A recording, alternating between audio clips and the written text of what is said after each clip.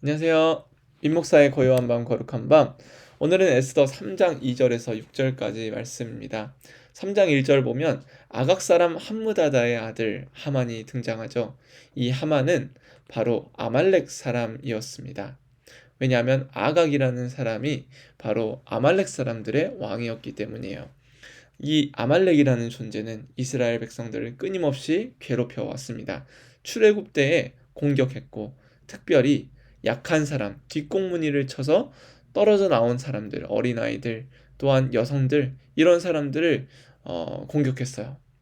이와 같이 우리의 신앙 가운데에도 끊임없이 나의 약점을 괴롭히는 마귀의 유혹들이 있다고 했죠. 우리 이것을 기억하시면서 이 함므다다의 아들 하만이라는 사람이 이 에스더와 모르드게에 어떻게 적수가 되고 또 어떻게 공격을 하는지를 오늘 본문을 통해 더 깊게 볼 수가 있습니다. 우리 2절부터 함께 읽을게요. 대궐문에 있는 왕의 모든 신하들이 다 왕의 명령대로 하만에게 꿇어 절하되 모르드게는 꿇지도 아니하고 절하지도 아니하니 대궐문에 있는 왕의 신하들이 모르드게에게 이르되 너는 어찌하여 왕의 명령을 거역하느냐 하고 날마다 권하되 모르드게가 듣지 아니하고 자기는 유다인임을 알렸더니 그들이 모르드게의 일이 어찌 되나 보고자 하여 하만에게 전하였더라. 하만이 모르드게가 무릎을 꿇지도 아니하고 절하지도 아니함을 보고 매우 노하더니 그들이 모르드게의 민족을 하만에게 알림으로 하만이 모르드게만 죽이는 것이 부족하다고 생각하고 아하수에로의 온 나라에 있는 유다인 곧 모르드게의 민족을 다 멸하고자 하더라. 아멘. 네, 오늘 2절을 보면 이 하만이라는 사람이 높은 지위에 있고 그럼에도 불구하고 모르드게는 그 높은 지위에 있는 하만에게 무릎을 꿇지 않았다라고 합니다. 이 모르드게가 왜 무릎을 꿇지 않았을까? 그 이유에 대해서 학자들은 의견이 분분한데 첫 번째는 이런 이유예요. 어, 유다 사람이었고 하나님을 믿는 사람이었기 때문에 하나님에게만 절을 해야 했다. 다른 사람에게 어떤 왕에게 어떤 이 하만과 같은 고위 직급에 있는 사람에게 머리를 조아리는 것 그것은 우상 숭배이다. 첫 번째 계명과 두 번째 계명에 반하는 거다. 이렇게 해석을 하는 학자도 있고 또 누군가는 모르드게가 오만했다고 얘기를 합니다. 그 왕의 어떤 낙하산처럼 높은 지위에 갔으니까 모르드게 입장에서는 그 사람한테 절하고 싶지 않은 거예요. 그래서 이 오만함에 대해서 얘기를 하고 어, 저는 이 해석이 가장 개연성이 있다고 생각하고 그런데 세 번째는 인종적인 적대감이 있다라는 겁니다. 저번에 1절에서 말했듯이 유다 사람들, 이스라엘 백성들에게 아말렉 사람, 이 아각 왕, 이 출신은 아주 철천지 원수의 관계였어요. 그렇기 때문에 이 인종적인 적대감, 민족적인 정체성이 너무나 상반되는 관계였기 때문에 모르드게는 절하지 않았다라고 합니다. 그러니까 이 모르드게는 이 하만이 마음에 들지 않을 수밖에 없겠죠. 그래서 3절에 보면은 많은 옆에 신하들, 모르드게와 함께 있던 신하들이 이제 물어봅니다. 너는 왜 왕의 명령을 거역하느냐? 머리를 조아리지 않느냐? 무릎을 꿇지 않느냐? 라고 물어봐요. 거기에서 이제 얼마나 말을 했으면 4절 첫 번째에 날마다 권하되 이렇게 말하죠. 매일매일 권면을 했나 봐요. 자, 그런데 모르드게가 여기에서 이제 커밍아웃을 합니다. 모르드게는 결코 그 사람들 날마다 했던 권면들을 듣지 아니하고 자기가 어떤 정체성을 가졌는지를 알려줘요. 나는 유다인이다. 그래서 이 옆에 있는 사람들이 유다인이 아무리 그래도 왕의 명령을 안 따르는 건 좀 아니지 않나 해가지고 왕에게 이제 하만에게 전하게 됩니다. 그 이야기를 들은 하만이 이제 모르드게가 자신에게 무릎을 꿇지 않는 것을 이제 보고 매우 분노를 합니다. 자, 이렇게 보면 모르드게 옆에 있는 사람들도 참 나쁜 것 같아요. 세 번역으로 보면은 어떻게 말하냐면 그 옆에 있는 사람들이 모르드게가 스스로 유다 사람이라고 말한 적이 있으므로 그의 그런 행동이 언제까지 용납될 수 있는지 두고 볼 셈이었다. 이렇게 얘기를 합니다. 그러니까 사실상 옆에 있는 사람들도 나도 왕이 오면 이렇게 절을 하는데 왜 저 사람만 특권을 갖는 걸까? 아니면 왜 저 사람만 저렇게 한마디로 거만하게 싸가지 없이 고개를 빳빳이 들고 있나, 이거에 별로 꼴보기 싫었던 것 같습니다. 자, 그래서 건지른 거예요. 그리고 하만도 이것을 보고 이것을 알고 매우 노합니다. 그리고 6절에 가게 되면은 결코 모르게 한 개인의 잘못이 아니라 이것을 민족적인 문제까지 삼죠. 아마도 이스라엘 백성들과의 대적 관계에도 영향이 있었을 것입니다. 그래서 그 하만의 분노는 개인과 개인 간의 분노를 넘어 이제 민족적 차원으로 불거지게 됩니다. 이 본문을 보면서 만약에 그냥 모르드게가 절을 했다면, 하만에게 무릎을 꿇고 절을 했다면 어떻게 되었을까 생각이 들어요. 과연 어떻게 되었을지 저는 모르겠지만 우리 두 가지 한번 적용을 해봅시다. 자, 첫 번째는 신앙은 늘 저항한다는 겁니다. 이 저항이 말 그대로 우리의 기독교 신앙을 갖기 위해서 무조건적으로 세상 모든 것에 복종하지 아니하고 무릎 꿇지 아니하고 그냥 말 그대로 막 시위하고 폭력으로 싸우고 이런 말이 아니에요. 말 그대로 저항이라는 겁니다. 저항은 싸움이 아니죠. 수비적인 자세로 대한다는 거예요. 그렇지만 결코 순응하지 않는 태도를 말하죠. 그래서 로마서 12장 2절에도 너희는 이 세대를 본받지 말고 라고 말합니다. 영어로 보면 do not conform, 그러니까 거기에 순응하지 않는 것. 세상이 말하는 문화, 세상이 말하는 정치적인 관계, 세상이 말하는 수많은 유혹들, 여기에서 결코 순응하지 않으려고 나를 지키는 수비적인 자세를 말합니다. 그러니까 우리는 하나님이 기뻐하고 하나님이 원하시고 하나님이 온전히 받으시는 그 방식대로 우리는 살아가야 한다는 거예요. 그래서 오직 마음을 새롭게 한다라고 하죠. 여기서 마음은 지성을 뜻합니다. 이 세상 가운데 그래서 우리는 저항하기 위해서 부단히 하나님에 대한 알미, 하나님을 사랑하는 이 마음이 가득 차야 되고, 뿐만 아니라 하나님을 알기 위하여 여러 신앙서적들 그리고 말씀을 깊이 묵상해야 한다는 거죠. 또 그래서 데살로니가전서 2장 10절에 이렇게 말합니다. 우리가 너희 믿는 자들을 향하여 어떻게 거룩하고 옳고 흠없이 행하였는지 대하여 너희가 증인이요 하나님도 그러하시도다. 아멘. 네, 데살로니가전서 맥락은 이때 신앙의 핍박이 아주 강했습니다. 하나님을 믿는다고 해서 많은 이 사람들은 상인이 많이 있었고 많은 길드가 있었는데 거기에서 배제당하는 일도 있었고, 예수를 전파한다고 해서 이들의 삶이 완전 망가지는 경우도 있었어요. 그렇지만 이 사람들, 신앙을 따라 사는 사람들은 자신들의 삶이 옳고 거룩한 삶인 줄 알았고, 그것을 보는 자들에게 너희가 증인이다 라고 말을 하고 있습니다. 자, 뿐만 아니라 아까 지성에 대해서 얘기를 했죠. 말씀을 읽는 것도 하나의 저항의 방식이에요. 이사야 31장 4절 보면 이렇게 세 번역으로 말을 합니다. 주님께서 나에게 이런 말씀을 하셨다. 사자가 으르렁거릴 때, 힘센 사자가 먹이를 잡고 으르렁거릴 때에 목동들이 떼지어 몰려와서 소리친다고 그 사자가 놀라느냐? 목동들이 몰려와서 고함친다고 그 사자가 먹이를 버리고 도망가느냐? 그렇듯 만군의 주님께서도 그렇게 시온산과 언덕들을 보호하신다. 아멘.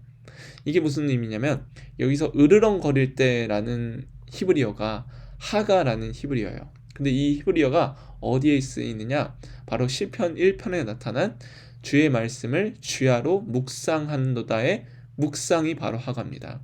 여러분, 그러니까 말씀을 읽을 때 우리는 저절로 세상이 원하는, 세상이 말하는 그 어떤 가치관과 세계관에 일종의 저항을 하고 있는 거라고 이해할 수 있습니다.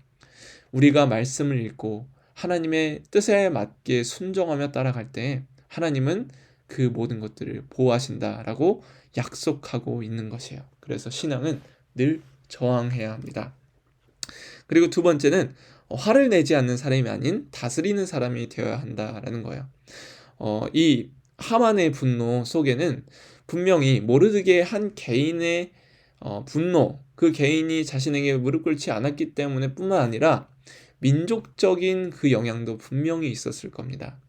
그러니까 개인적인 분노 앞에서 꼭 민족적으로까지 불거지진 않았을 수도 있어요. 그런데 하만은 자신을 다스릴 수 있는 사람이 아니었습니다.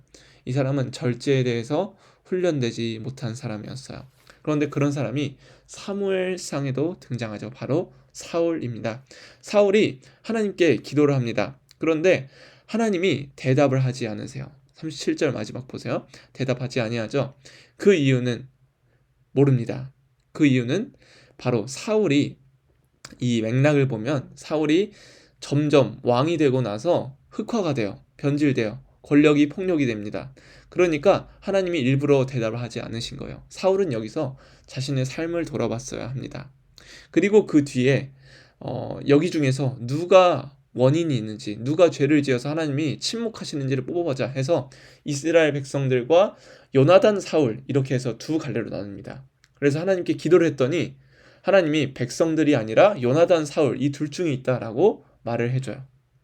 거기에서 사울이 또 자신을 돌아봤어야 하는데 다시 한번 선포를 합니다. 심지어 요나단이라도 하나님의 뜻이라면 이건 죽어야 된다라고 말을 해요. 그래서 이렇게 얘기를 하죠. 그가 온 이스라엘에게 이르되 너희는 저쪽에 있으라 나와 내 아들인 요나는 이쪽에 있으리라. 백성이 사울에게 말하되 왕의 생각대로 좋은 데로 하소서. 그래서 이렇게 나눠졌는데 하나님이 사울과 요나단 이 둘 중에 한 명이 잘못이다라고 말한 거예요. 거기서 사울은 그러면 백성들에게 우리 둘 중 누가 죄인인 것 같냐? 누가 문제인 것 같냐? 라고 물어보죠. 백성들은 당연히 요나단의 편을 들 수 없었습니다. 그리고 사울은 요나단이 문제라고 믿어버려요. 사울의 그 마음, 왕의 뜻대로 되지 않는다고 해서 화를 낼 수 있지만 그것이 자신의 아들을 향한 폭력으로까지 불거집니다. 화를 내는 것이 문제가 아니라 화를 다스리는 법을 몰랐어요. 여기 가인과 아벨도 마찬가지죠. 가인과 그의 재물은 받지 아니하신지라 가인이 몹시 분하여 안색이 변하니 여기에서 하나님이 질문하십니다. 가인에게 이르시되 내가 분하여 함은 어찌 됨이며 안색이 변함은 어찌 됨이냐. 여기서 만약에 가인이 변화되었다면 아벨을 죽이지 않았을 수도 있어요. 하나님은 그 가인의 분노에 질문으로 시간을 주십니다. 변화될 수 있는 시간. 화를 낼 수도 있으나 그 화가 교만이 되지 않을 수 있는, 폭력으로 변질되지 않을 수 있는 시간을 주세요. 그런데 가인은 그 분노를 다스리지 못했습니다. 오늘 하만이 자신의 분노를 다스리지 못하고 민족적인 문제로 퍼뜨린 것과 마찬가지죠. 우리 함께 기도합시다. 첫 번째는 세상의 목소리에 저항하는 신앙. 무조건 저항해야 돼요, 여러분. 수비적으로 지켜내야 합니다. 그리고 두 번째는 화를 내지 않는 사람이 아닌 다스리는 사람 되게 해달라고 함께 기도합시다.